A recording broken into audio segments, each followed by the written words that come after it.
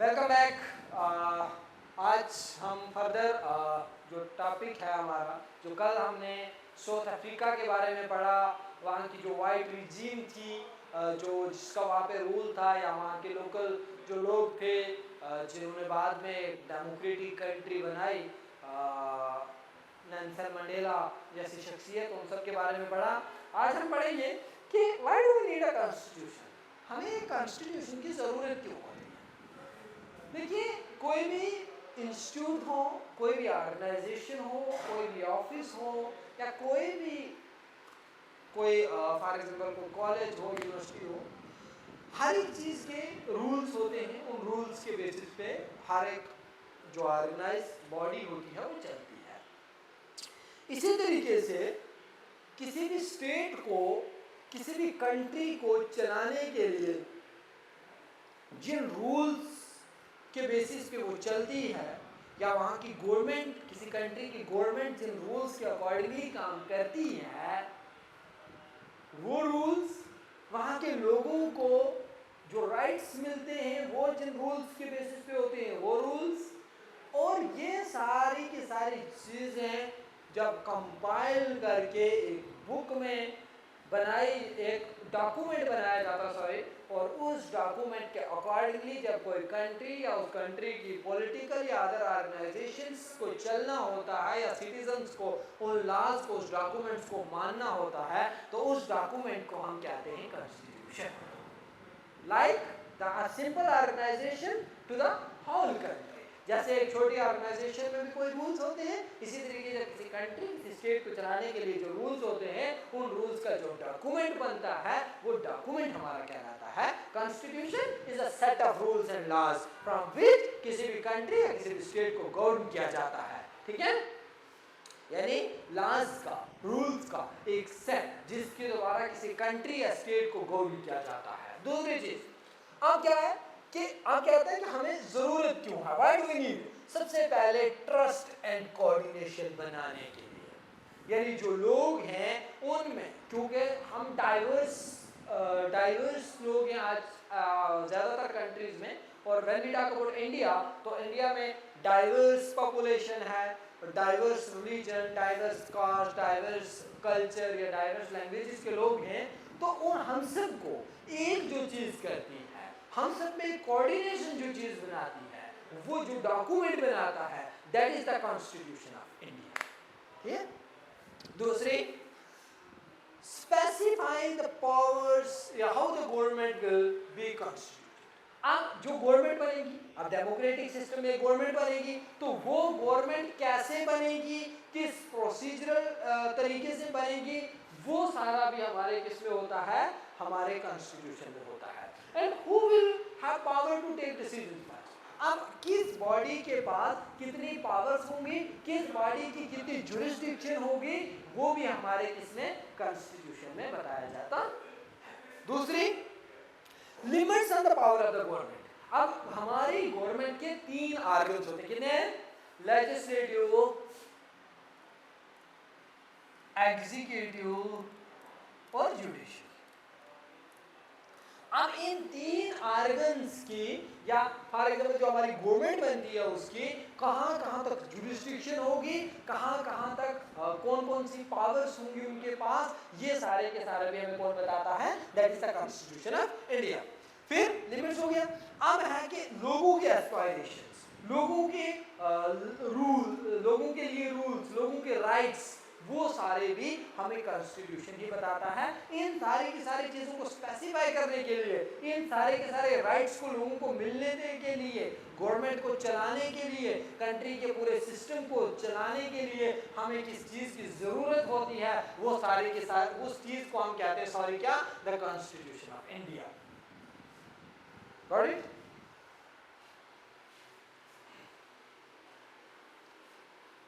अच्छा, I hope ये आपको समझ आ गया होगा कि हमें कॉन्स्टिट्यूशन की ज़रूरत क्यों है। अब जो भी बॉडी काम करती है ना, वो लॉज के अकॉर्डिंगली करती है। अब कोई एक इंस्टीट्यूट में एक टीचर काम करता है, तो उसका इंस्टीट्यूट के साथ एग्रीमेंट है, तो एग्रीमेंट कहाँ से आया?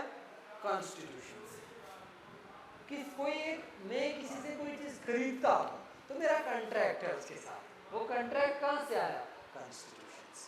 तो एज वी नो कि हमारी किसी भी बॉडी को चलने के लिए, वो कंट्री के अंदर किसी भी ऑर्गेनाइजेशन को चलने के लिए, कि पूरे सिस्टम को चलाने के लिए जो रूल्स एंड लॉज की हमें ज़रूरत पड़ती है, वो जिस रूल्स का जो डॉक्यूमेंट होता है, that is the constitution of India.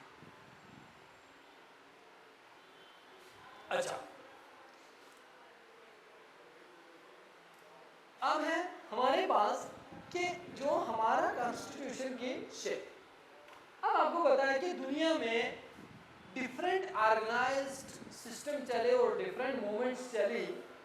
पहले जो कभी मोनार्की, कभी डिक्टेटरशिप, या कभी इस किस्म की गवर्नमेंट्स होती थी, या डायनेस्टियल रूल्स होते थे, उनको ख़त्म करने के लिए दुनिया में डिफरेंट मूवमेंट्स चली और डिफरेंट लोगों ने रेवोल्यूशंस जो है वो लाए।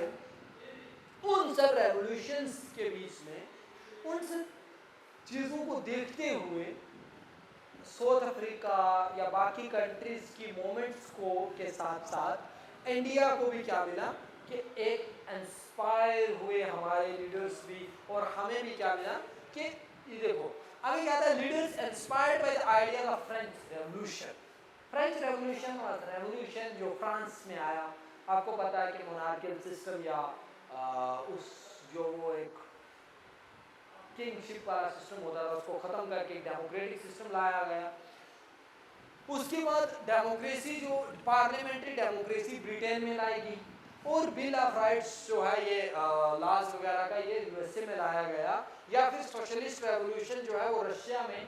इन सब से हमारे जो नेशनल मूवमेंट के लीडर्स थे वो सारे के सारे इंस्पायर हुए। और क्यों? और उन्हें लगा कि Indians to think shaping a system of based on social and economic equality, कि इंडिया में भी एक ऐसा सिस्टम होना चाहिए कि जिसमें सोशल एंड इकोनॉमिक इक्वालिटी होनी चाहिए।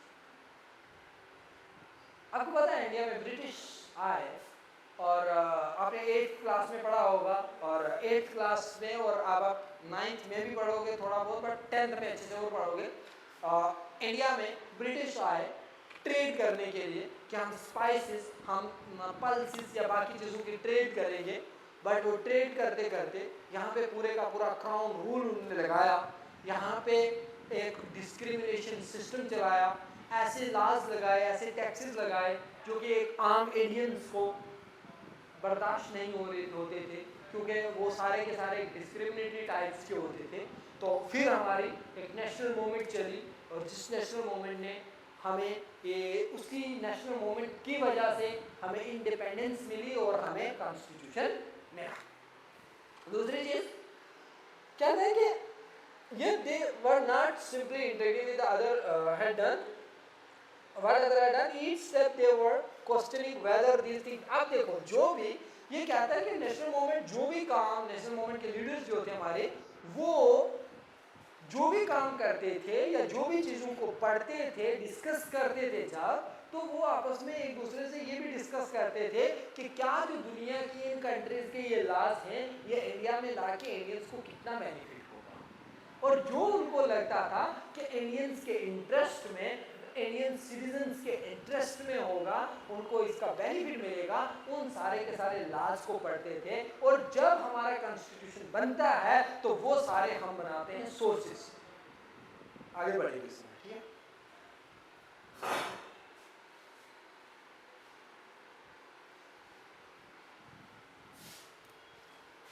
फिर आता है हमारा कि इंडियन कॉन्स्टिट्यूशन में जो बनता है कैसे।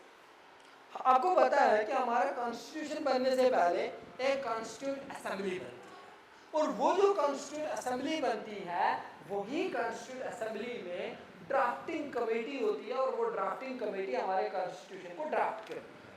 बाकी फर्दर और कमेटीज भी होती हैं, टोटल 22 कमेटीज थी, जिनमें कुछ मेजर थी, बाकी माइनर्स थी।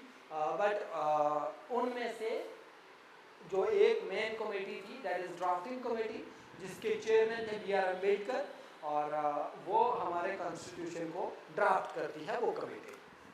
अब क्या होता है, ये कहता है कि इंडिया का जो कॉन्स्टिट्यूशन है ना, वो सुप्रीम लॉ है, supreme law of India. For example हमारी कंट्री के, मैंने आपको बताया कि डाइवर्स पॉपुलेशन को जो जोड़ता है एक डॉक्यूमेंट, यूनाइट करता है, that is the constitution of India. And Indian constitution is the supreme law of India. यानी कंट्री यानी किसी भी बंदे के ऊपर अप्लाई होता है और हर एक बंदा जो भी whether from belong from any community, any cultural ideas or any geographical areas, वो सारा उसको एक लॉ को जो सारे के सारे लोग एक साथ मानते हैं, that is the constitution of India. दूसरा, the document is framework demarcating fundamental political. अब देखो हमें क्या क्या देता है, फंडामेंटल राइट्स, हमें क्या देता है, पॉलिटिकल राइट्स, हमें क्या देता है, हमारे जो स्टेट को, स्टेट की जो पॉलिसीज होती है उन वो बताता है, और इसके बाद हमारी कुछ ड्यूटीज होती है। क्या होती है, फंडामेंटल राइट्स भी हो गए, उसके बाद हमारी फंडामेंटल ड्यूटीज होती है, ड्यूटीज ऑफ द सिटीजन। अब देखो, अब इसने कहा कि क्या है कि कॉन्स्टिट्यूशन हमारे फंडामेंटल राइट्स हमें प्रोवाइड करता है, हमें पॉलिटिकल राइट्स देता है, हमें बाकी गवर्नमेंट जो है, गवर्नमेंट की ड्यूटीज लगती है कि गवर्नमेंट क्या काम करेगी, किस तरीके से करेगी। और अब फंडामेंटल राइट्स क्या था, इंपॉर्टेंट है, समझने की जरूरत है। Basic rights, right to equality, सारे लोगों के साथ इक्वलिटी होनी चाहिए, फ्रीडम ऑफ रिलीजन होनी चाहिए, कल्चरल राइट्स होने चाहिए, एजुकेशनल राइट्स होने चाहिए, माइनॉरिटीज के राइट्स होने चाहिए, ये आते हैं हमारे फंडामेंटल राइट्स में। और अब फंडामेंटल राइट्स के साथ हमारी ड्यूटीज हैं। अब ड्यूटीज क्या हैं, ड्यूटीज ऑफ द सिटीजन के सारे जो सिटीजन हैं उन्हें, हमें नेशनल फ्लैग की रिस्पेक्ट करना, नेशनल एंथम की रिस्पेक्ट करना, या बाकी जो भी ड्यूटीज हैं। अब एक मेन कंसेप्ट मैं आपको समझाता हूँ कि जो फंडामेंटल राइट्स मैंने बताया ना, जब हम अपनी ड्यूटीज समझेंगे तो किसी दूसरे का फंडामेंटल राइट वायलेट नहीं होगा। यानी जब हर एक बंदा अपनी ड्यूटीज अच्छे से कर रहा है, ड्यूटीज जो है वो अच्छे से जो है वो प्रैक्टिकली नेचर है, तो तब दूसरे का फंडामेंटल राइट वायलेट नहीं होगा। अब फंडामेंटल राइट्स का ये होता है कि लाइक मेरा दो लोग हैं, एक मैं जा रहा हूँ कहीं, तो मेरा फंडामेंटल राइट है कि मैं फ्रीली मूव कर सकता हूँ, जा सकता हूँ, घूम सकता हूँ। अब मैं रोड से चल रहा हूँ लेकिन मेरे पास फोन है। अब मैंने क्या किया हुआ है, इसमें म्यूजिक लगाया हुआ है बहुत ज्यादा। अब मैं किसी के घर के आगे से गुजर रहा हूँ, वहाँ खड़ा हुआ हूँ, वो म्यूजिक की वजह से वो डिस्टर्ब हो रहे हैं, तो यहाँ पे यहाँ पे ये कि मैं अपने राइट की वजह से अपने राइट को एंजॉय तो कर रहा हूँ, लेकिन इसके साथ में किसी दूसरे के राइट को वायलेट कर रहा हूँ। उनका भी राइट है कि वो भी फ्रीली, वो भी आराम से विदाउट एनी नॉइज बैठ सकते हैं, बट उनका राइट में वायलेट कर रहा हूँ, तो ये नहीं होना चाहिए। हर बंदे के जो फंडामेंटल राइट्स हैं उनके ऊपर पॉजिटिव रिस्ट्रिक्शंस, जो पॉजिटिव मीन्स के लाइक आप किसी दूसरे के फंडामेंटल राइट्स को वायलेट नहीं कर सकते। अब ये क्या होता है, it is the longest written document in the world. अब लॉन्गेस्ट रिटन कॉन्स्टिट्यूशन है हमारा वर्ल्ड का, और इसके साथ लेंथेस्ट रिटन कॉन्स्टिट्यूशन तो है ये। अब हमारा सबसे ज्यादा आपको पता है कि हाँ सॉरी याद आ गया मुझे, टोटल जो हमारा कॉन्स्टिट्यूशन बना उसमें 64 लाख रुपीस जो है वो तब लगा था, जो हमारे आपको पता है बारोड कॉन्स्टिट्यूशन, यानी डिफरेंट वर्ल्ड की कंट्रीज से जो है वो हमने बारो किया हुआ है, वहाँ से डिफरेंट फीचर्स जो हैं वो डिफरेंट वर्ल्ड के कॉन्स्टिट्यूशन से लिए हुए हैं उसमें। दूसरा कि ये था हमारा। अब जो हमारा नेक्स्ट होगा उस टॉपिक में फर्दर हम डिस्कस करेंगे प्रियम्बल के बारे में या बाकी फिलॉसफी ऑफ द कॉन्स्टिट्यूशन के बारे में।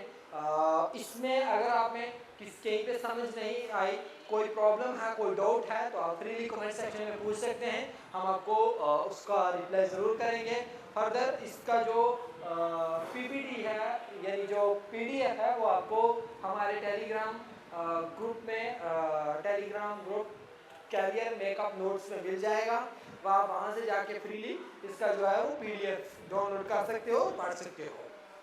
फर्दर बारिश का मौसम है अपने घर पे रहिएगा, सेफ रहिएगा और इसी के साथ आप इस सीरीज को देखते रहिएगा और कोई भी डाउट आए जरूर पूछिएगा। शुक्रिया।